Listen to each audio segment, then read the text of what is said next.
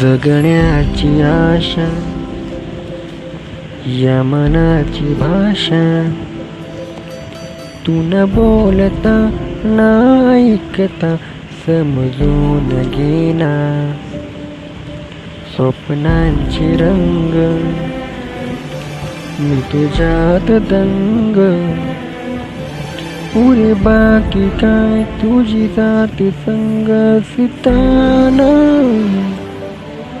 आकाशी चंद्र चांदण्या तरुण मी चालले, मनाचा पाळणा करून बांधून घे जरा जुना.